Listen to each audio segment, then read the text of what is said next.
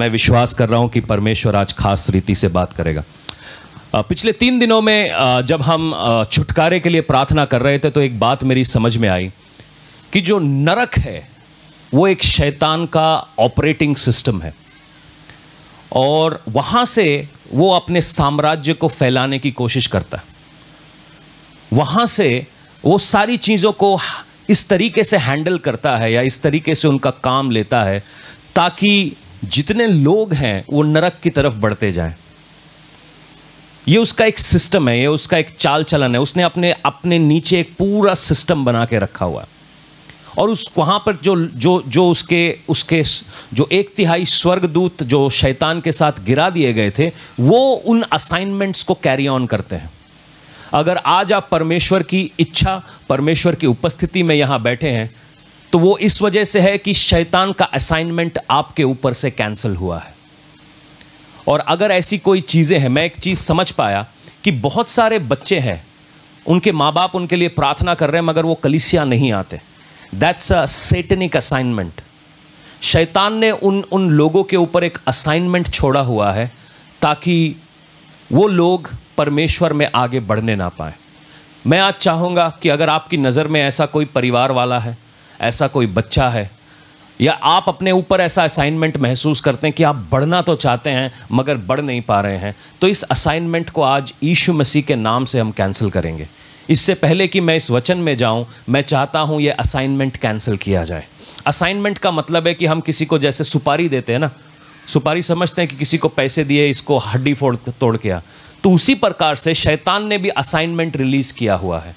जैसे परमेश्वर कलीसिया के 5 भाग हैं, apostles, profits, evangelist, teachers and pastors, ये 5 भाग हैं, इनके असाइनमेंट्स हैं कि ये जाके कलीसिया को तगड़ा करें। उसी प्रकार से शैतान के भी कुछ एजेंट्स हैं, उनका काम है कलीसिया को कमज़ोर करना। और ये असाइनमेंट शायद आपके ऊपर किसी ना किसी रीति से चल रहा होगा, या आपके घर में किसी के ऊपर से चल रहा होगा, या आप महसूस कर रहे होंगे। मैं चाहता हूँ आज ये असाइनमेंट आप कैंसिल करो। जब आप बोलते हो कि यीशु के लहू के नीचे, उस सलीब के ज़रिए से, क्योंकि जब यीशु सलीब पर था उसके आखिरी शब्द क्या थे? पूरा हुआ, पूरा हुआ। उसने अपना काम पूरा कर दिया ताकि मैं और आप आज़ाद रह सकें। आप मेरी बात समझ रहे हैं?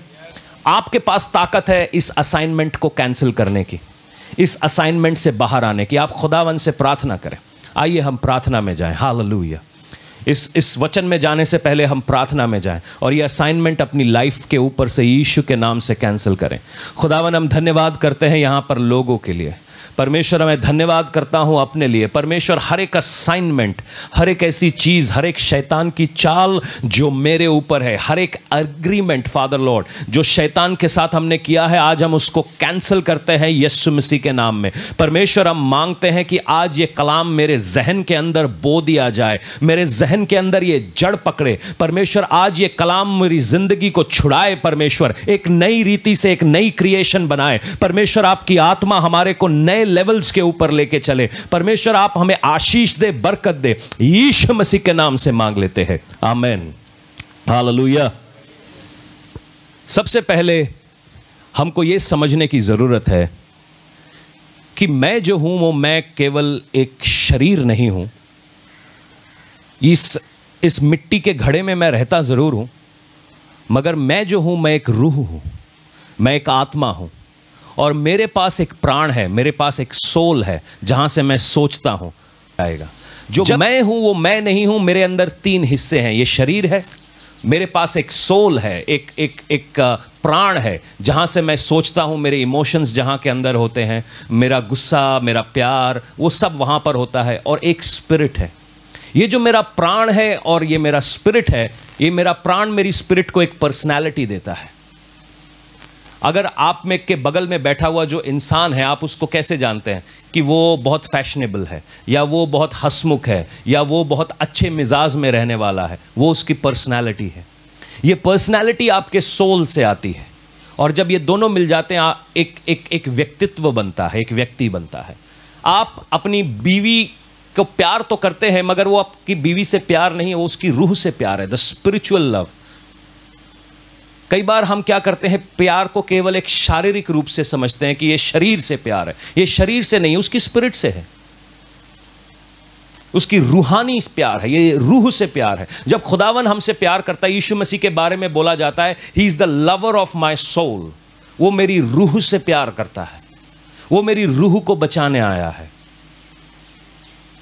तो इस बात को समझना, इससे पहले कि हम कलाम में जाएं, इस बात को समझना बहुत जरूरी है कि मेरे 3 हिस्से हैं, और ये तीनों हिस्से मेरे छुटकारे में, मेरे चंगाई में, मेरी जिंदगी में जो भी जरूरत है उनको पूरा करने में, ये तीनों हिस्से अगर काम करेंगे साथ में, तभी मैं परफेक्ट हो पाऊंगा। मेरी स्पिरिट तो चाहती है, बाइबल बताती है मेरी स्पिरिट तो चाहती है, पौलुस यूं कहता है कि मेरी रूह चाहती है मैं अच्छे काम करूं, मगर मेरे अंदर कुछ ऐसा है जो मुझसे गलत काम करवाता है। एक जंग है जो अंदर ही अंदर चले जा रही है, एक जंग है जो हमारे बीच में चले जा रही है। तो वो उस जंग से आज निकलने की हम बात करेंगे। कलीसिया में आना ये एक फिजिकल एक्ट है, ये एक शारीरिक एक्ट है। आज आप सवेरे उठे, आप तैयार हुए और आप कलीसिया में पहुंचे, ये एक शारीरिक एक्ट है, मगर एक्चुअली ये शारीरिक नहीं है, एक आत्मिक एक्ट है। आप आत्मिक रीति से आप कलीसिया में पहुंच रहे हैं, और कलीसिया के अंदर कोई आत्मिक चीज हो रही है, इसीलिए हम यहां पर बैठे हैं। हम कई बार सोचते हैं कि कलीसिया में आना एक फिजिकल एक्ट है, ये केवल शारीरिक रूप से हम कलीसिया में पहुंच गए। कई लोग कलीसिया में आते हैं, मगर दिमाग जो है, उनकी जो स्पिरिट है, उनका जो सोल है, वो बाहर कहीं लगा हुआ है। कई लोग कलीसिया में आते हैं, हो सकता है वो बहुत मेहनत कर रहे हैं और वो शायद सो जाते हैं, मगर कई लोग हैं 12-12 घंटे की नींद के साथ कलीसिया में आते हैं। जब तक वर्शिप चल रही है, ताली बजा रहे हैं, जैसे ही कलाम शुरू हुआ, बिकॉज इसका उनके साथ मैं उनको कोई दोष नहीं दे रहा हूं, मगर ये एक स्पिरिचुअल रीजन है। शैतान चाहता नहीं कि वो कलाम को सुने, शैतान चाहता नहीं कि वो बचाए जाएं, शैतान चाहता नहीं कि वो छुड़ाए जाएं। बहुत सारे लोगों के साथ ये प्रॉब्लम है। वो आंखें खोलना भी चाहे तो ऐसा लगता है कि उन्होंने कोई दवाई ले रखी है और वो उनके अंदर काम कर रहा है। ये एक स्पिरिचुअल रीजन है। और कई बार हम सोचते हैं मैं बहुत थका हुआ हूँगा। नहीं, थके हुए नहीं है साहब। आप 12 घंटे की नींद के बाद कौन सा आदमी थका हुआ होता है? ये एक स्पिरिचुअल रीजन है। हम जब इसकी जड़ तक पहुंच जाएंगे तो हम बहुत कामयाब होंगे। कई सारे लोगों की ये कंप्लेन है कि वचन मुझसे बात नहीं करता, मगर एक्चुअली में वचन तो जीविता वचन है। बाइबल बताती है ये जिंदा वचन है, और जिंदा जो भी चीज़ है वो आपसे बात करती है। चाहे आप कुत्ता पाल लो या आप मछली पाल लो, मछली भी आपसे बात करती है। अगर आपके घर में मछली है तो आप उससे बात कर सकते, वो भी बात करती है। जो भी जिंदी चीज़ है वो आपसे बात करती है। और कमाल है कि हम कलाम के साथ खोलकर बैठते हैं, कलाम मुझसे बात नहीं कर रहा, परमेश्वर मुझसे बात नहीं कर रहा, क्योंकि इसका भी एक स्पिरिचुअल रीजन है। क्या आप उसको सुनना चाहते हैं? क्या आप चाहते हैं? क्योंकि कई बार जो हमारे बीच में एक बहुत बड़ा इशू चल रहा है, उस इशू को आइडेंटिफाई करना बहुत जरूरी है। नहीं तो हम कलीसिया में आकर खाली बैठे रहेंगे और हम केवल कलीसिया जाने वाले हो जाएंगे। पंजाब के अंदर हम एक चीज़ को देखते हैं कि बहुत कन्वेंशंस होती हैं। ये तो पिछले 2 साल से नहीं हुई, इसका तो खुदा ही बता सकता है ये क्यों नहीं हुई। क्यों? मैं जब ये कन्वेंशंस देखता हूँ ना, कन्वेंशंस के अंदर एक चीज़ होती है, भीड़ की भीड़ वहाँ पहुँच जाती है। बुजुर्ग जाते हैं शायद स्पिरिचुअल किसी एक्टिविटी के लिए, लड़कियाँ जाती हैं, फिर लड़के बाल बना रहे होते कन्वेंशन से पहले। एक दिन यहाँ कन्वेंशन हो रही थी कोई, और मैं नाई के पास बाल कटाने गया। मैं देख रहा हूँ 60-70 लड़के सब वहाँ पे खड़े। मैं सोच रहा मेरा नंबर भी आएगा कि नहीं आएगा। भाई 2 मिनट लगेंगे, तुम मेरे बचे कुचे हैं उनको काट दे। 70 लड़के वहाँ खड़े हुए हैं और अपने बालों पे पता नहीं क्या क्या लगा रहे हैं। ऐसा लग रहा है किसी ने थूक लगा रखी है अपनी बाल, सारे बाल मुर्गे वांगू खड़े सबके, 70 लड़के। और मैं सोच रहा हूँ करने क्या जा रहे हैं? कहते हम कन्वेंशन जा रहे हैं। ऑब्वियसली आपको पता है तोते जैसी शर्ट और मुर्गे जैसे बाल पहन करके क्या करने जा रहे हैं। हम सब, आप जितने भी यहां पर होंगे इंक्लूडिंग मी, हम कभी ना कभी कन्वेंशंस में गए, हमने सामने कवाली सुना या कोई गीत सुना, हम ताली बजा के नाच के तका तक आ गए। एक कन्वेंशन बता दो जिसका कलाम आपको मालूम हो कि वहां पर क्या सिखाया गया। क्योंकि हम चर्च आत्मा से नहीं, शरीर से जा रहे हैं। जब तक आप शरीर से करते रहोगे तब तक ये घड़ा यहीं का यहीं रह जाना है। आपको मालूम नहीं होगा, एक भी आदमी को मालूम नहीं होगा। क्यों? आपको यह मालूम होगा कि कौन से गीत पे आप नाचे थे, आपको यह मालूम होगा सिंगर कौन था उस दिन, कौन ढोलक पे था, कौन किस पे था, कौन कहां पे था, यह आपको पक्का गारंटीड मालूम होगा। मगर आपको यह मालूम नहीं है कि कलाम किसने सिखाया, कलाम में क्या सिखाया गया। कहीं ना कहीं हम गड़बड़ खा रहे हैं। तो आइए आज हम उसको आइडेंटिफाई करेंगे। आप पुराने ज़माने में, अगर मेरी उम्र के हैं, आप कई सारे सावन देख चुके हैं, तो हमारे ज़माने में टीवी हुआ करता था, और टीवी जो होता था वो एंटीने से चलता था, और हम एंटीने को घुमाया करते थे। सवेरे शाम 7 बजे से घुमाना चालू करते थे उसको, 7:30 बजे एंटीना लगता था, नीचे ऊपर से चीखे मारते थे, ओ आ गया आ गया आ गया। शायद आपने भी किया होगा। अभी तो केबल टीवी है, मोबाइल पे टीवी है, उस समय नहीं हुआ करता था। उस समय 8 बजे सड़क पे बिना बुलाए कर्फ्यू लग जाया करता था, क्योंकि चित्रहार आ रहा है, तो हम सब तैयार हो जाते थे। तो उसी प्रकार से अगर आपका एंटीना, ये जो एक हमारे अंदर एक एंटीना है, वो एंटीना कहाँ घुमा हुआ है, आज हम उसको थोड़ा चेक करेंगे। अगर आपका एंटीना सही जगह पे घुमा हुआ है तो आप सही फ्रीक्वेंसी को पकड़ रहे हैं, सही बात को पकड़ रहे हैं, सही सिग्नल को पकड़ रहे हैं। अगर एंटीना ही पुट्ठी जगह पर घुमा पड़ा है तो पुट्ठा सिग्नल पकड़ रहे हो, और पुट्ठे दिमाग टीवी दिमाग पे चल रहा है। मेरे साथ है आप? आइए गलातियों की पत्री उसका 5 का 13 से लेकर 26 तक पढ़ेंगे। तो यहां पर एक चीज बड़ी बहुत खूबसूरत में मेंशन है, और ये गलातियों की जो कलीसिया है, शायद कहीं ना कहीं ये आज हमारे चर्च की तरह है। जब भी मैं गलेशियंस और रोमन्स को पढ़ता हूं तो हमारे को ऐसा लगता है कि मैं अपने ही लोगों से मिल रहा हूं। मैं आइडेंटिफाई कर सकता हूं कौन कौन है, कौन कहां है, कौन कैसे है। और यहां पर कलाम यूं कहता है कि हे भाइयों, तुम स्वतंत्र होने के लिए बुलाए गए हो, परंतु ऐसा ना हो कि ये स्वतंत्रता शारीरिक कामों के लिए अवसर बन जाए, वरम परम प्रेम से एक दूसरे के दास बने रहो। एक दूसरे का दास होने के लिए परमेश्वर ने हमें बुलाया है। एक दूसरे का गुलाम होने के लिए हमें परमेश्वर ने बुलाया है, वो भी प्रेम से।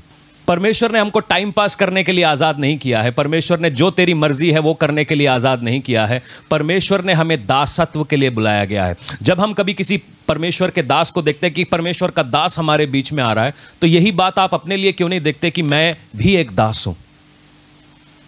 और आपको जब आज़ाद किया गया है, वो इसलिए आज़ादी की गई है ताकि आप दूसरे की सेवा कर सकें।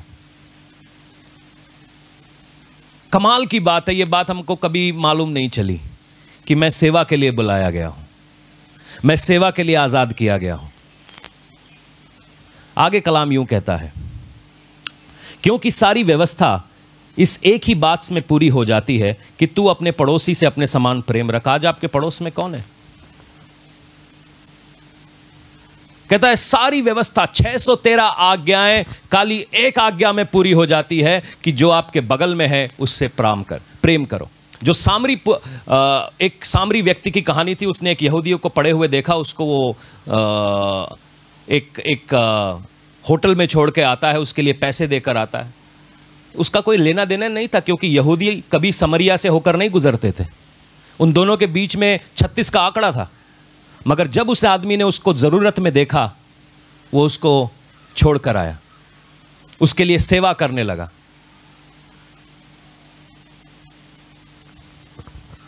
सुनते जाइएगा,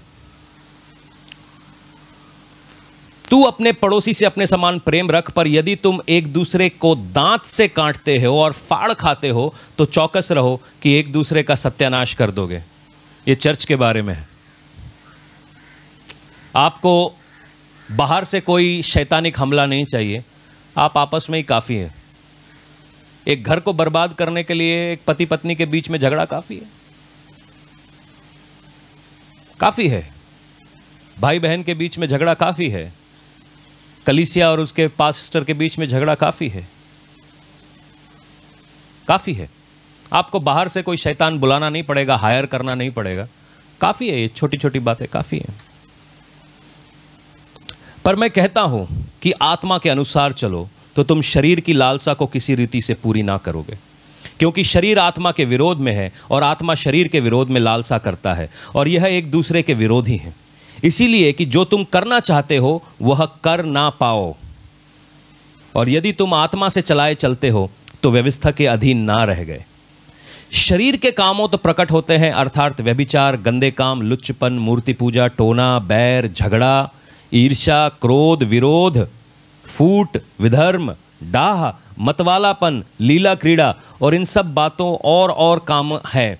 इनके विषय में मैं तुमसे पहले ही कह देता हूं कि जो पहले से कह भी चुका हूं कि ऐसे काम करने वाले परमेश्वर के राज्य में वारिस नहीं होंगे। चर्च में आओ मगर ये सब काम करते रहो। आपा जानते साढ़े बड़े चर्च जानते आपा, मगर ये काम हम छोड़ेंगे नहीं।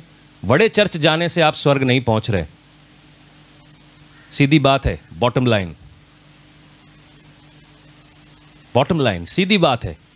आप ये सब काम करते रहो, बाइबल पढ़ते रहो, रोजा रखते रहो, प्रार्थना करते रहो, एक टांग पे खड़े रहो, सर के बल खड़े हो जाओ, कुछ भी करते रहो।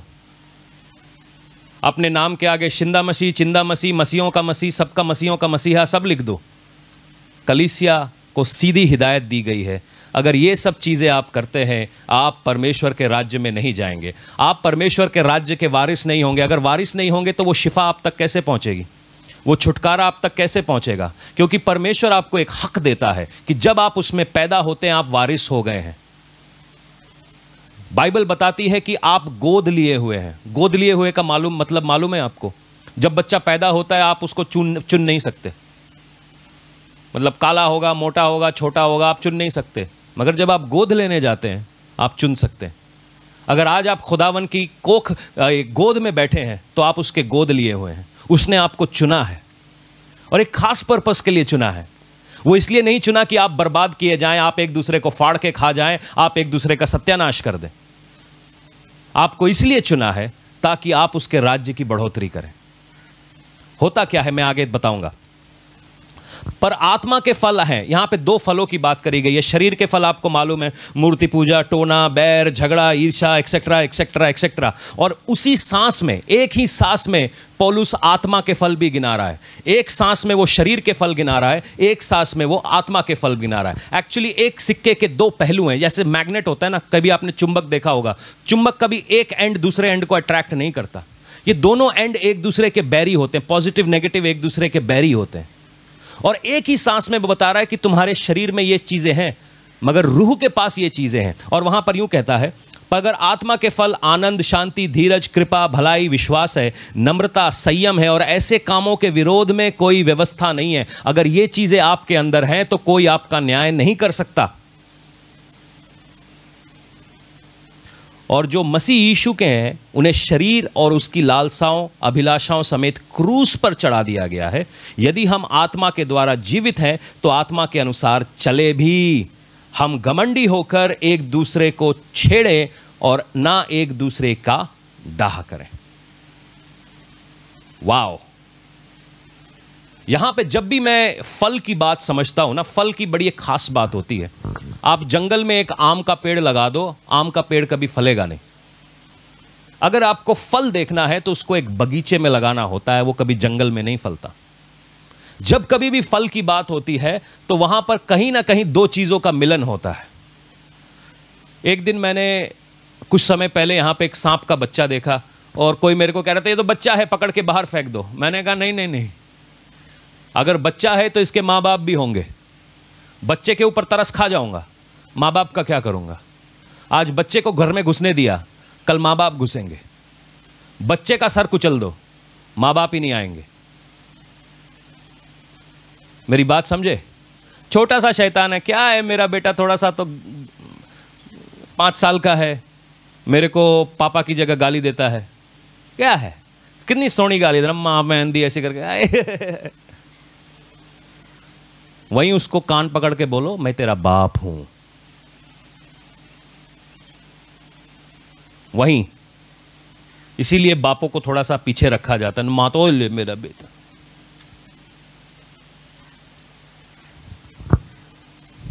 जब कभी भी फल की बात होती है वहां दो चीजों का मिलन जरूर दिखाता है। जब हम शरीर की बात करते हैं तो वहां पे भी एक दुनियावी स्पिरिट है, एक दुनिया के अंदर काम करने वाली आत्मा है जो हमारे साथ मिलती है और ये लुच्चपन, मूर्ति पूजा, गुस्सा, ढहा पैदा करती है। मगर हमारी स्पिरिट के साथ जब पवित्र आत्मा मिलती है तो प्रेम, धीरज, ये सारी चीजें निकलती हैं। दो चीजों के मिलने से एक फल होता है। ये पेड़ जो आपके पीछे लगा है ये अमरूद का पेड़ है और ये अपने आप फल नहीं देता, इसको एक माली की जरूरत पड़ती है जो इसको पानी देता है। इसको मधुमक्खियों की जरूरत पड़ती है जो दूसरे फूलों से पोलन लाके इनके ऊपर डालते हैं और फिर ये कहीं ना कहीं फल लाने लगते हैं। ये अपने आप में फल नहीं ला देता, इसको एक पूरे प्रोसेस से होकर जाना पड़ता है। इसीलिए बाइबल बोलती है कि संतों की संगति को तुच्छ ना समझो। जो संतों की संगति को तुच्छ समझता है वो कभी फल नहीं लाता, क्योंकि फल लाने के लिए एक चीज जरूरी है कि आपको जड़ पकड़ना जरूरी है। यहां पर जैसे ही आपने किसी की गलती किसी को बताई, चर्च चेंज, कलीसिया चेंज, पासबान बदल देंगे। पासबान तो बदल दोगे, खुदा को कैसे बदलोगे?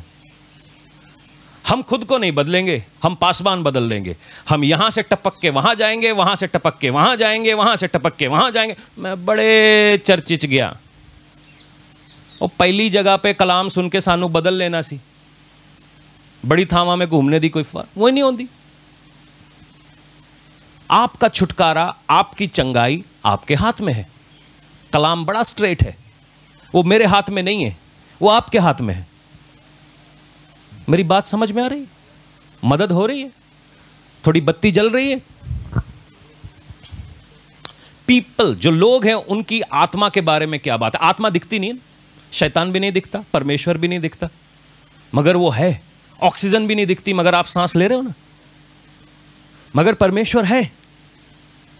उसकी रूह हमारे ऊपर काम कर रही है, हमें महसूस करता है। आधे से ज्यादा लोग जो कलीसिया में आज बैठे हैं वो शरीर से बैठे हैं, उनको यह भी नहीं पता कि होली स्पिरिट काम कैसे करती है। उनके पास जो भी बाइबल का नॉलेज है उन्होंने खुद कभी नहीं पढ़ा, वो यूट्यूब से ज्ञान उधार ले लिया है, और उधार का ज्ञान आपको बहुत आगे तक लेके नहीं जाता। उन्होंने खुद कभी नहीं पढ़ा है, वो सुन लिया है कहीं से, एक बात समझ में आ गई, वही बात लेके हर जगह पे चम्मच लेके पहुंच गए। जहां कड़छी का काम है वहां चम्मच चला रहे, जहां तलवार का काम है वहां भी चम्मच लेकर पहुंच गए, और जहां सुई का काम है वहां भी। उधार का ज्ञान ऐसा ही होता है, क्योंकि चम्मच ही है ना, वो पता ही नहीं है उसका क्या करना है। चम्मच से मेरा मतलब है चमचा, और चमचा खाने के लिए अच्छा लगता है मगर हर जगह पे काम नहीं आता। जब जंग हो गई तो आप चम्मच दिखाएंगे तो आपको पता है।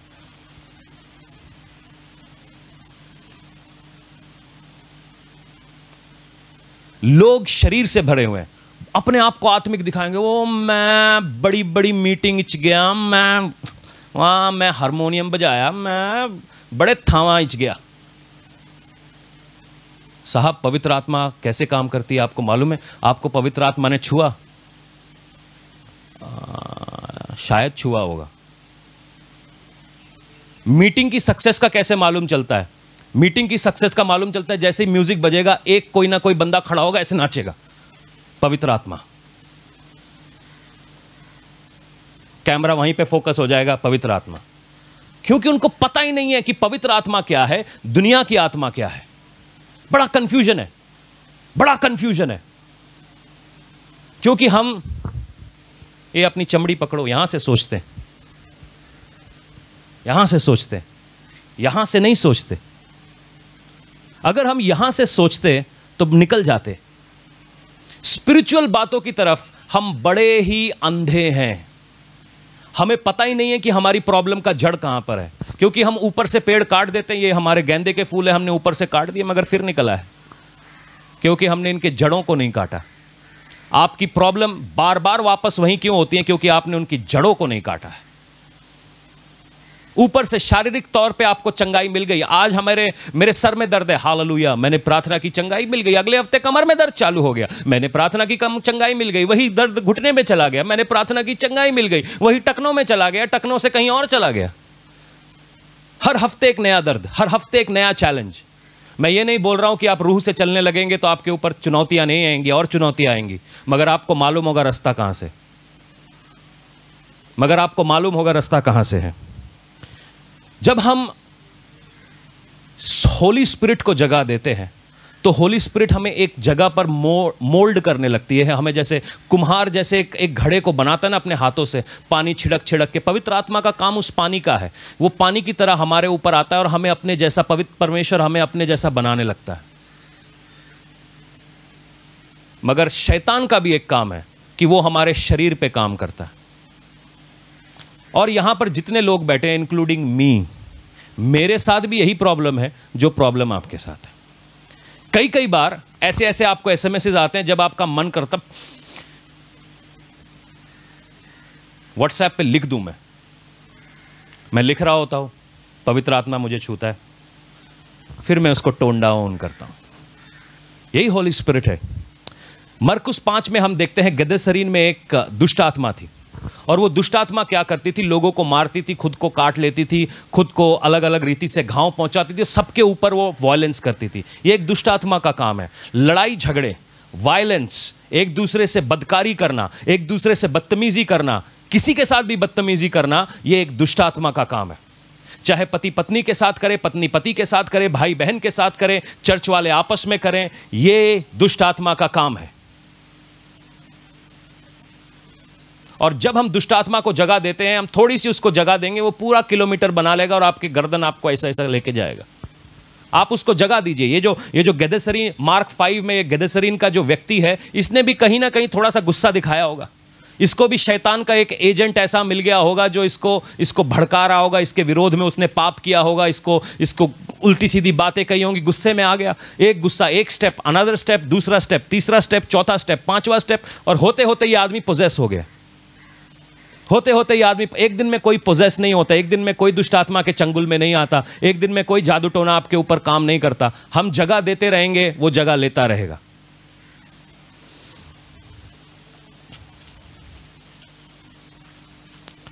कलीसिया को भी ऐसी समझ है।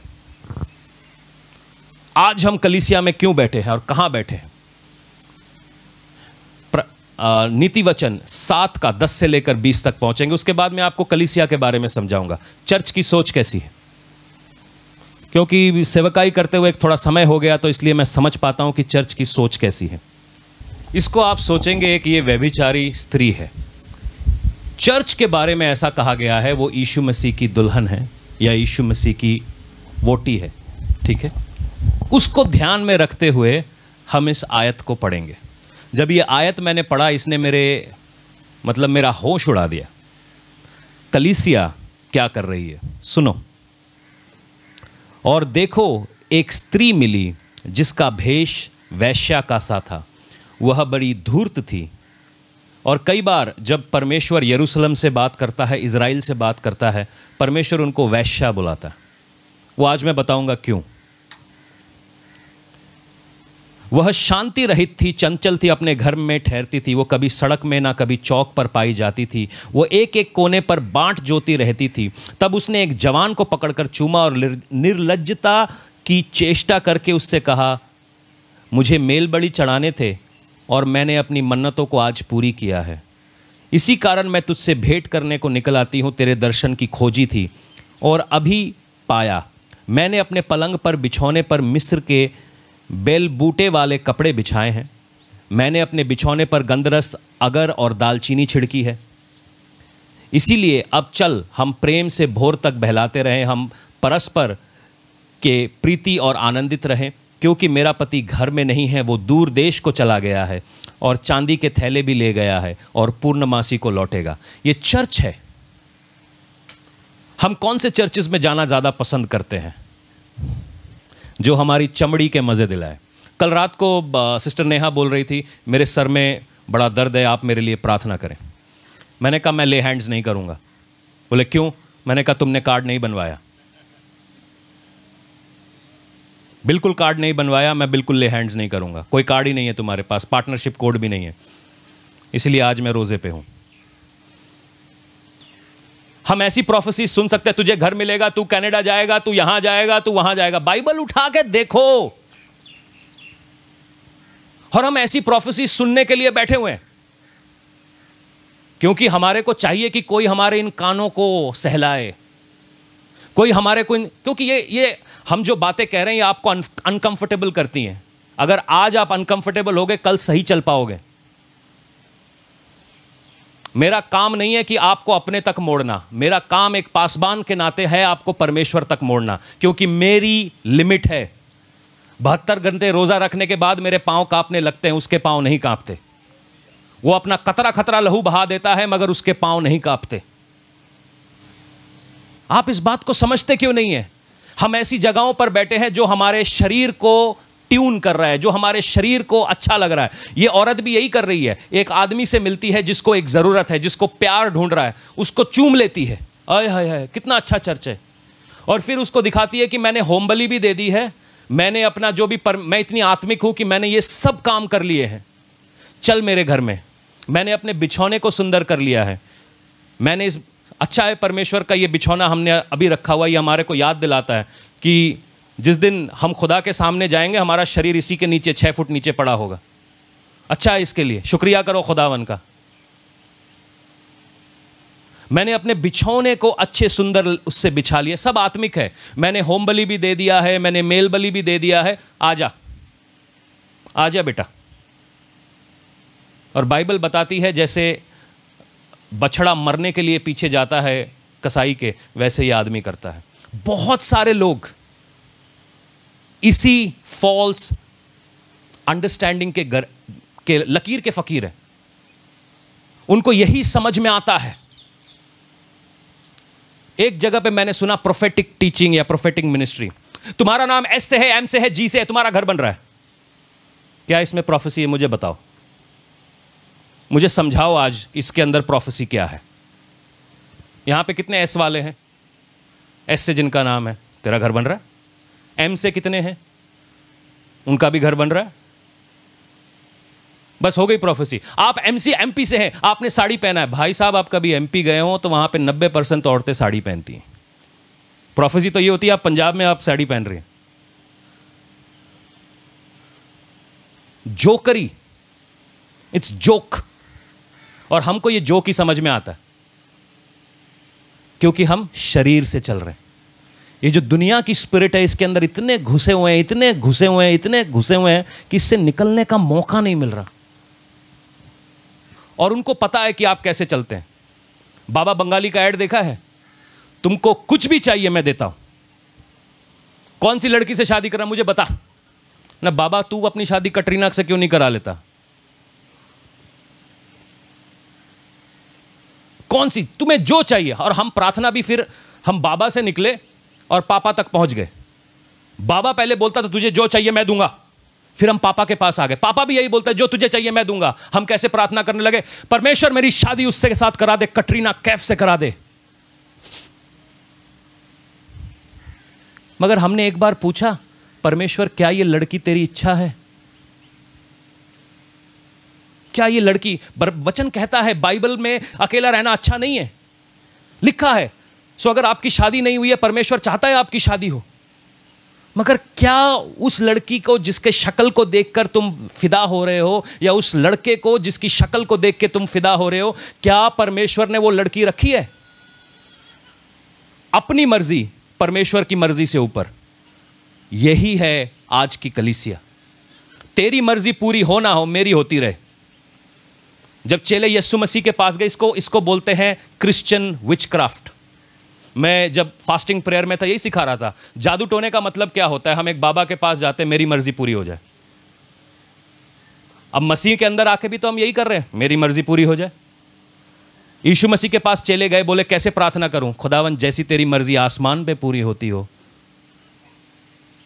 जिस दिन हमने ये प्रार्थना करी, पावर को आप देखोगे, पावर को आप देखोगे। द विल ऑफ गॉड, परमेश्वर आपको इतनी ऊंचाइयों पे रखने वाला है। पहले हम अपनी मर्जी पूरी कर लेते हैं, फिर कहते हैं खुदावन पीछा छुड़ा दे। हाजरा को ले आया अब्राहम मजे मजे में, उसके बाद फिर कहता है पीछा छुड़ा दे। क्यों हम ऐसा कर रहे हैं? क्यों हम स्पिरिट को जगह नहीं दे रहे हैं? क्यों हम स्पिरिट का गला घोट रहे हैं? प्रकाशित वाक्य 2:4 यूं कहता है कि तूने अपने पहले प्रेम को खो दिया है। तेरा पहला प्रेम परमेश्वर था और हमने परमेश्वर को खो दिया है। वो जोश नहीं हमारे अंदर। हमारे पास केवल जरूरतों की फहरिस्त है, आज ये, कल वो, परसों ये। हम परमेश्वर से कहीं दूर हो चुके हैं। मत्ती 25:31 और 32 पढ़िएगा, बड़ी मजेदार बात है। अगर आपको किसी ने आज तक नहीं बताया तो मैं आज बताने जा रहा हूं। किसी की मदद हो रही है? अगर आप इस बात को समझ जाएंगे, छुटकारा आपके हाथ में है। होली स्पिरिट मदद करिए हमारी पिता। सुनिए, मत्ती में ऐसा लिखा है कि प्रभु यीशु मसीह 25:31 और 32 यूं कहता है कि जब मनुष्य का पुत्र अपनी महिमा में आएगा, वह स्वर्गदूतों और उसके साथ तो वह अपनी महिमा के सिंहासन पर विराजमान होगा और सब जातियां उसके सामने इकट्ठी की जाएंगी। और जैसे चरवाहा अपनी भेड़ों और बकरियों को अलग कर देता है, वैसे ही उनको एक दूसरे से अलग करेगा। वह भेड़ों को अपने दाहिनी ओर खड़ा करेगा और अपनी बकरियों को बाईं ओर खड़ा करेगा। तब राजा अपनी दाहिनी ओर वालों से कहेगा कि मेरे पिता धन्य लोगों, जाओ उस राज्य के अधिकारी हो जाओ। भेड़ और बकरियां, चर्च के अंदर आज दो किस्म के विश्वासी हैं, भेड़ और बकरियां। क्या है? भेड़ और कहिए बकरियां। ये शायद आपको किसी ने बताया नहीं होगा, मैं बताता हूं। यीशु मसीह बादलों में आने के बाद जब ये हम नीति वचन 7 पढ़ रहे थे, तो वहां पर एक स्त्री है, एक चर्च है जो कहती है मेरा पति गया, अब मेरे को एक नया लवर चाहिए जो मेरी इच्छाओं को पूरा करे। और वहां पे बड़े कैटेगोरिकली मेंशन है कि वो पैसों की थैली अपने साथ ले गया। अब मेरे पैसे की जरूरत है, मेरी ज़रूरतें हैं जो मेरा का पति जो मेरे को दिखता नहीं है, जो कभी आसमान में बैठा है, जो कह रहा है कि मेरे लिए घर बनाएगा, वो वहां पर है, मगर मुझे अभी की जरूरत है। मैं अपने पति से नहीं, मैं तुम्हारे ऊपर डिपेंड होना चाहती हूं।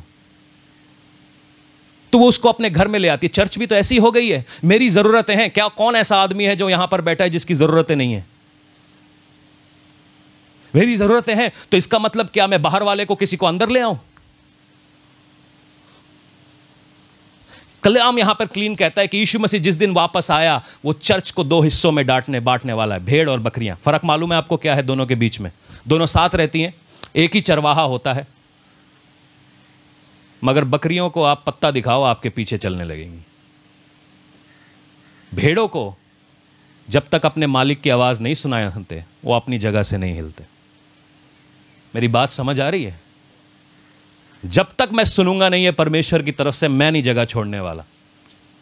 और यही कलीसिया में होने वाला है। हमको लगता है हम बेवकूफ हैं, नहीं, समझने दो, क्योंकि वो इससे समझ रहे हैं, हम इससे समझ रहे हैं। मेरे साथ है आप? सवाल यह है कि ये तकलीफ केवल आपकी नहीं है, मेरी भी है। अगर ये तकलीफ हमारे अंदर है तो हम क्या करें? किसी का सवाल है? यस, एक ही आदमी बोल रहा है, बाकी किसी का कोई सवाल नहीं है, आप घर जा सकते हैं। Good night. इफिसियों 4:22 पढ़े। अगर आप ये समझ गए तो ये आज आपकी जिंदगी में फ्रीडम, आजादी को लेकर आने वाला है। शायद आपकी प्रार्थना का पावर आपको शायद नहीं मालूम, क्योंकि हम शरीर से प्रार्थना कर रहे हैं। जब हम स्पिरिट से प्रार्थना करेंगे, देयर इज समथिंग एल्स। इफिसियों 4:22 हिंदी में यूं कहता है कि तुम जो पिछली चाल चलन के पुराने मनुष्यत्व को भरमाने वाली अभिलाषाओं के अनुसार भ्रष्ट होता जाता है, उतार डालो और अपने मन के आत्मिक स्वभाव को नया बनाते जाओ। शरीर आपको कहेगा कि आपकी ज़रूरतें हैं, पूरी होंगी नहीं कभी, क्योंकि जो चीज़ स्पिरिट से है ना, जो शरीर से है वो नाश हो जाना है। जो चीज़ स्पिरिट से है वो कभी नाश नहीं होती। आपको मालूम है आपके गांव में एक मेथोडिस्ट चर्च है, वो किसने बनाया? वो एक आदमी ने बनाया जो कहीं अमेरिका में था, जॉन W. वेस्ले। वो गांव गांव में जाकर सुसमाचार प्रचार करता था, और जब वो मर गया तो उसकी जेब में खाली 4 चमचे थे और एक सूट था, एक बाइबल थी। उसके मरने के 200 साल के बाद भी उसका जो बनाया हुआ इंस्टीट्यूशन है आज भी काम कर रहा है। क्यों? रूह से है, रूह से है। शरीर से होता तो ऐसे ही टूट जाता। यीशु मसीह आज भी सबसे ज्यादा बिकता है, उसके बारे में सबसे ज्यादा किताबें रखी गई हैं। वो कभी स्कूल नहीं गया। क्यों? स्पिरिट से है। हम कई बार समझते नहीं है स्पिरिट और शरीर का क्या चक्कर है, कितना क्लोज रिलेशनशिप है, क्योंकि हमको लगता है कि हमारे मन में इच्छा आ गई तो ये परमेश्वर की है, हमें पूरी ही करनी पड़ेगी। आज हमने चाहे विश्वास का मतलब क्या है, तेरे पास आज मर्सिडीज गाड़ी होगी, चाहे पावे इसके लिए मुझे 10 आदमियों के साथ उधार क्यों ना लेना पड़े, मगर मैं मर्सिडीज खरीद के ही रहूंगा। फेथ, खुदावन तेरी इच्छा है खरीदूं, अगर इच्छा है तो वो दरवाजा अपने आप खुल जाएगा, तुम्हें भीख मांगने की जरूरत नहीं पड़ेगी। ये इस आत्मा का जो स्वभाव है उसको पहनना बड़ा जरूरी है। हलीम होना बड़ा जरूरी है, दीन होना बड़ा जरूरी है। अकड़ के प्रार्थना करने वाले पेड़ कभी आंधियों को नहीं झेलते। आइए इसमें से निकलने कैसे, नए होते जाओ। इसका मतलब ये क्रिया है, ये आपको करना है। आपको जब तेरी हालेलुया करना है, उसको तो आज मैं जवाब दे के रहूंगा। हालेलुया, यीशु मसीह तू मेरी जगह होता तो क्या करता। आज घर जाऊं अपनी वोटी को तो मैं सही करूंगा। हालेलुया, तू अपनी कलीसिया के लिए मर गया, मैं अपनी पत्नी पे हाथ कैसे उठाऊं। हालेलुया, ये ऐसे ये जो कीड़ा है इसको थोड़ा कंट्रोल करना है। ये क्रिया है, एक्ट है, एक्ट करना पड़ेगा, लगाम लगानी पड़ेगी इसके ऊपर। आगे रोमियो 8:14 पढ़ेंगे। ये काम करना पड़ेगा, ये काम करना मेहनत का काम होता है। अपने आप को बदलना बहुत मुश्किल है। मैं थोड़े समय से वजन घटाने की कोशिश कर रहा हूँ। हर सवेरे उठ के दौड़ना बड़ा मुश्किल है। पहले 2 दिन ऐसा दर्द रहता है, मुझे लगता है कि कोई 4 कंधे पे लेके जाए। तीसरे दिन दर्द थोड़ा आसान होता है, मगर मैं रुकता नहीं हूँ, मैं चल रहा हूँ, दौड़ रहा हूँ। चाहे अगर मेरे को घसीट के भी जाना पड़े ना, वहां तक मैं घसीट के जाता हूँ। क्रिया है, इट्स अ वर्क। स्पिरिचुअली भी ऐसा करना जरूरी है। चाहे कुछ भी हो जाए, वचन पढ़े हुए बिना नहीं सोऊंगा। आप चाहे लाख थके हुए हैं, रोज खाए बिना खाए सो जाते, चाहे बेड में बैठ के भी खा रहे होते ना, या कंबल के नीचे घुस के भी खा रहे होते हैं ना, तो वचन के साथ ऐसा क्यों नहीं। चाहे लाख थक जाऊं, प्रार्थना और वचन के बिना नहीं सोऊंगा। चलिए आगे पढ़िए, रोमियो 8:14। जिन्ना परमेश्वर दी आत्मा दी अगवाई नाल चलदे हन, ਉਹ परमेश्वर दे पुत्र हन। परमेश्वर का आत्मा के द्वारा चलाए चलते हैं। परमेश्वर का आत्मा आप सभी में है। अगर नहीं होता तो आप यहां बैठे नहीं होते। मगर गाड़ी वाली सीट पे कौन बैठा है, मैं या यीशु मसीह। हर गाड़ी में एक ही स्टीयरिंग होती है, मालूम है ना, एक ही हैंडल होता है। मोटरसाइकिल में 2 हैंडल नहीं होते। उस जगह पर कौन बैठा है, यीशु मसीह को या मैंने। अगर मैं चला रहा हूं तो मैं अगवाई नहीं पा रहा हूं उसकी। उसको बोला प्रभु तू चला, किससे शादी करूं, कौन सी जगह पे काम करूं, कहां पे घर लूं, क्या करूं, आप बताइए पिता। मैं हट जाता हूं उस जगह से, क्योंकि मैं अपना मालिक बन गया तो एक्सीडेंट ही होना है। उसको चलाने दो, उसको आगे करने दो। रोमियो 8:11 कहता है कि जिस आत्मा ने यीशु मसीह को मुर्दों में से जिलाया, वही आत्मा आपके अंदर है। वही आत्मा, कोई और आत्मा नहीं है, वही आत्मा आपके अंदर है। जब लोगों ने यीशु मसीह को सलीब पर चढ़ा दिया, उसके हाथों में कील डाले, उसके शरीर पर कोड़े मारे और उसके बक्खी में उन्होंने भाला घोंप दिया और उसको एक कब्र के अंदर डाल दिया और उसके ऊपर एक पत्थर डाल दिया कि वो शायद बाहर नहीं निकले इसमें से। मगर वही रूह, यीशु मसीह ने अपना पत्थर खुद नहीं हटाया, रूह ने हटाया। वही रूह तुम्हारे अंदर है। उस रूह को अपनी अगवाही करने दो। अगवाही करने मुश्किल है, सुनना आज जाते ही ना शन्नों के कान के नीचे देना चाहिए मुझे। हालेलुया, सुनना, आज छोड़ूंगा नहीं, मेरे हाथ हैं, ये हाथ चल जाएंगे। ये हाथ चलने के लिए नहीं है, ये तुम्हारे ही चलेंगे, सामने वाले के भी चल सकते हैं। पंजाब में ऐसा होता, मेरे ही हाथ चलेंगे। भाई तू एक मारेगा, सामने से 2 खाने को तैयार रहे। जंग आप तभी जीतोगे जब 4 खा के खड़े रह पाओगे। गलत फहमी में ना रहो।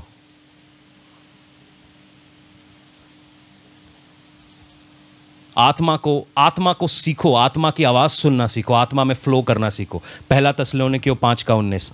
नींद आ रही है तो हालेलुया बोलिए, जाग रहे तो हालेलुया बोलिए। Praise God. मदद हो रही है थोड़ी बहुत। अगर हम इसको सीख जाएं, आपकी प्रार्थना डबल ट्रिपल हो जाएगी। 1 थिस्सलुनीकियों 5:19 कि आत्मा को ना बुझाओ, do not quench the spirit. आपने एक बार आत्मा कहती है आज चोरी नहीं करना, आज झूठ नहीं बोलना, आज गलत काम नहीं करने, आप उसका गला दबाते रहोगे ना, वो आपसे बात करना बंद कर देगी। पवित्र आत्मा एक गुग्गू की तरह है, आप उसको ऐसे ऐसे करते रहोगे, उड़ जाएगी। जैसे ही रूह कुछ बात बोलती है उसको सुनना बहुत जरूरी है, उसको सुनना बहुत जरूरी है। अगर हम उसको नहीं सुनेंगे, उसके ऊपर काम नहीं करेंगे, काम होने वाला नहीं है। यूहन्ना 14:26 कहता है कि आत्मा आप ही सिखाएगा, आत्मा आप ही सिखाएगा। क्या आप सीखने को तैयार हैं? पता है सीखते कैसे हैं? पंजाब में कैसे सीखते हैं?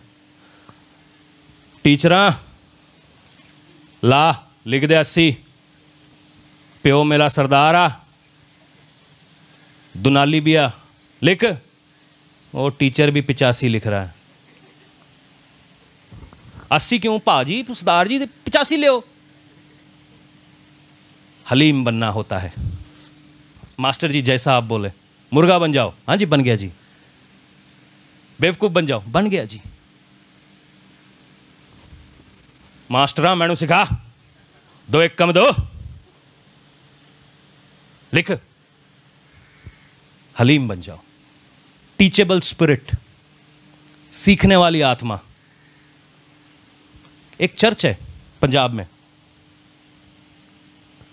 वहां वो सीखते नहीं है, वो टशन में चलते। Teachable spirit. मेरे को मौका मिले तो मैं चींटी से भी सीखूं। क्या करती है चींटी? चाहे कितना भी मौसम खराब हो, काम करती रहती। सीखो सीखो। 4 बॉडीगार्ड रख लिए मैंने, 2 गाड़ी आगे 2 गाड़ी पीछे। करने को मैं भी कर सकता हूं नाटक, ओ किन्ना बड़ा पास्टर है।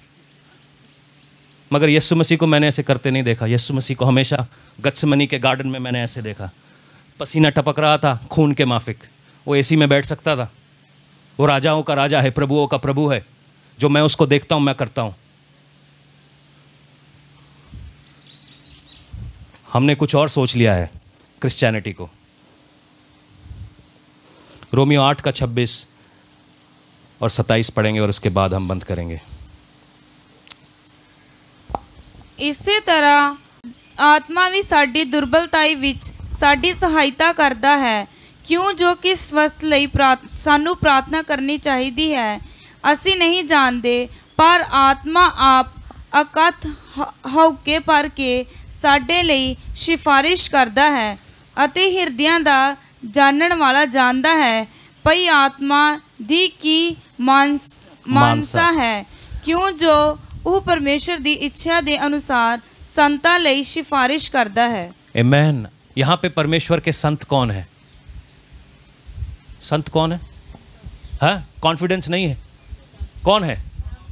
तो दिखाओ ना, कॉन्फिडेंस क्या है? हम हैं, परमेश्वर के संत हैं। आत्मा को अगर हम उसका गला दबा देंगे तो वो कभी आपके अंदर से आहें भर भर के प्रार्थना नहीं कर पाएगा। कभी भी हम उसकी बात को नहीं मानेंगे, वो प्रार्थना नहीं कर पाएगा। जब हम आत्मा को अपने अंदर काम करने का मौका देंगे, पवित्र आत्मा को काम करने का मौका देंगे, वो आहें भर भर के लिए आपके लिए भी सिफारिश करेगा, मेरे लिए भी सिफारिश करेगा। हम दोनों निकल जाएंगे, हम दोनों निकल जाएंगे यीशु के नाम में। इफिसियों 5:26 आखिरी। ਭਈ ਉਹਨੂੰ ਜਲ ਦੇ ਇਸ਼ਨਾਨ ਤੋਂ ਵਾਣੀ ਨਾਲ शुद्ध करके पवित्र करे। ये वर्ड के बारे में बताता है। बाइबल यूं बताती है कि जो वचन है ये एक स्नान कराने वाला वचन है।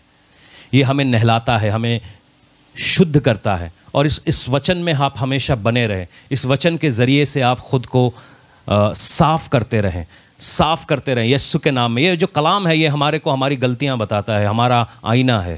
और जब कभी भी आप घर से निकलो, आप घर के अंदर वापस आओ, अपने परिवार के अंदर आपके अंदर कोई भी प्रॉब्लम्स चल रही हैं, इस वचन को पढ़ते जाएं। आपके अंदर कोई प्रॉब्लम्स चल रही है, आपको किसी टीचर की आवश्यकता नहीं है, पवित्र आत्मा आपकी अगुवाई करेगा।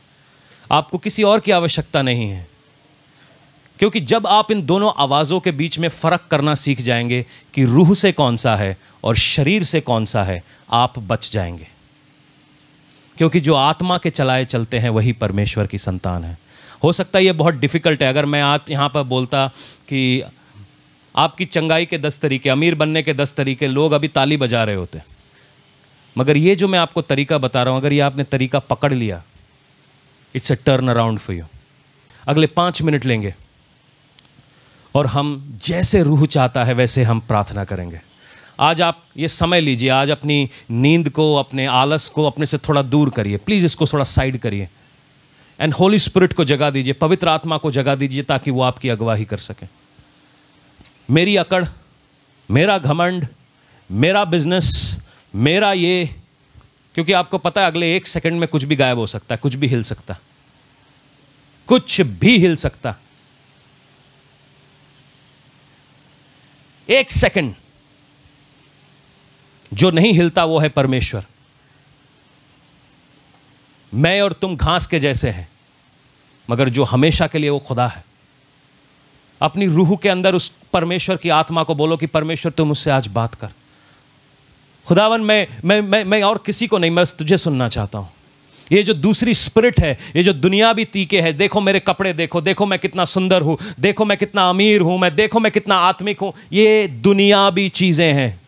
आज हम इसको ब्रेक करेंगे यीशु नाम में। आज अगर दुनिया आपके अंदर से कुछ देखना भी चाहे तो वो ये देखेगी कि तुम कितने मसीह के जैसे हो। मैं नहीं, मसीह नजर आए। मैं नहीं, ये आपकी प्रार्थना होने दीजिए, मैं नहीं, मसीह नजर आए। जब कभी भी सास बहू के बीच में झगड़े होते हैं, सास बोले मैं नहीं, मसीह नजर आए। बहू बोले मैं नहीं, मसीह नजर आए। जब कभी भी बेटे बाप के बीच में झगड़े होता है, बेटा बोले नहीं, मैं नहीं, मसीह नजर आए। बाप बोले मैं नहीं, मसीह नजर आए। ये बेवकूफ़ी नहीं है मेरे दोस्तों, आप इसको करके देखो, इसको करके देखो। जो तुम्हें हराने के लिए काम कर रहे हैं, जो तुम्हें झुकाने के लिए काम कर रहे हैं, वो खुद तुम्हारे सामने आ जाएंगे। मेरे को मसीह में आए हुए 1999 से मैं मसीह में आया। ये जो टीचिंग मैंने आज आपको दी, इसको समझने में मुझे 7 साल लग गए। 7 साल के बाद मेरी जिंदगी बदलने लगी, क्योंकि मैं रूह की सुनने लगा। वो पहले 7 साल मैं शरीर की सुनता था, और क्योंकि मैं शरीर की सुनता था इसीलिए मैं कमजोर था, इसीलिए मैं हारा हुआ था, इसीलिए मैं गुस्से से भरा था, इसीलिए मैं करवाहट से भरा था। मगर जब मैंने रूह की सुननी शुरू कर दी, मेरे हालात बदल गए, मेरे हालात बदल गए। मैं आज चाहता हूं आपके हालात बदलें यीशु नाम में। आज खुदावन को कहो कि मैं तेरी रूह की सुनना चाहता हूं, मैं तेरी रूह की सुन। शायद पवित्र आत्मा आज आपको बोल रही है किसी को माफ कर दो। शायद पवित्र आत्मा आपको बोल रही है कि जाके लेट के प्रार्थना करो। शायद पवित्र आत्मा आपको बोल रही है कि किसी को गले मिला लो। शायद पवित्र आत्मा आपको बोल रही है किसी को फोन कर। शायद पवित्र आत्मा आज आपको बोल रही है किसी के पांव दबा दे। शायद पवित्र आत्मा आपको बोल रही है किसी के लिए दुआ कर।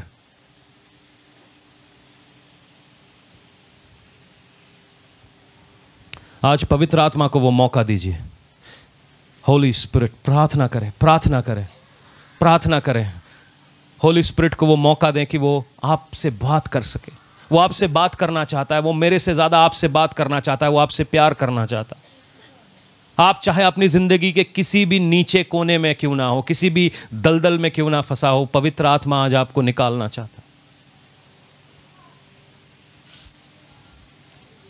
कुछ भी असंभव नहीं है जब आप रूह से प्रार्थना करते हैं। जब यीशु मसीह उस सामरी स्त्री से मिला, वो कहता है आत्मा और सच्चाई से प्रार्थना करो, आत्मा और सच्चाई से प्रार्थना करो।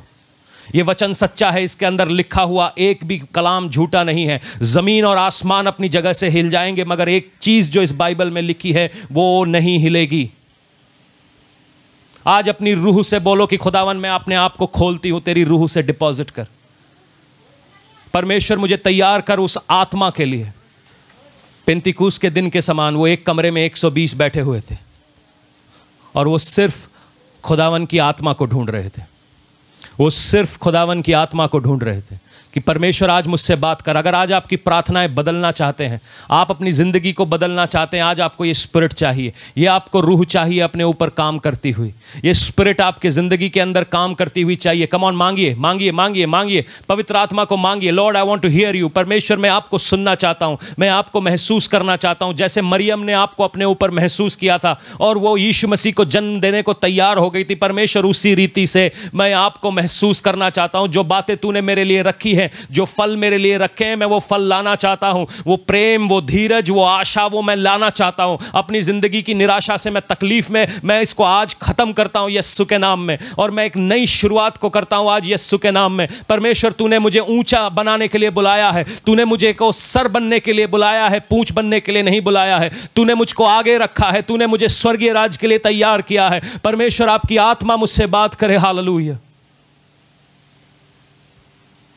स्पिरिट, अगर आज एक भी आदमी इस बात को समझ गया है, एक भी आदमी इस स्पिरिट को समझ गया है, मैं समझता हूं कि पूरा शहर बहिलाने के लिए काफी है।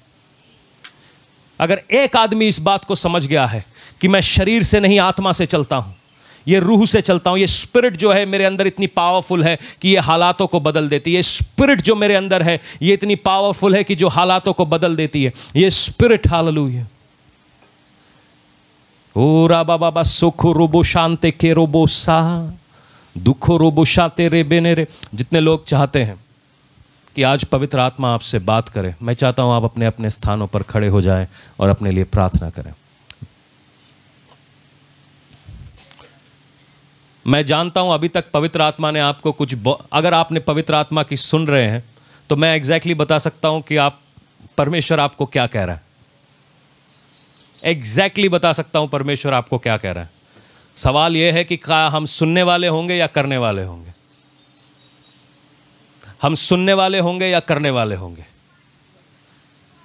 सुन के निकाल सकते दूसरे कान से, कोई बात नहीं, अगले संडे फिर आ जाएंगे और हम वहीं के वहीं रहेंगे। मगर गॉड वॉन्ट्स एक्शन।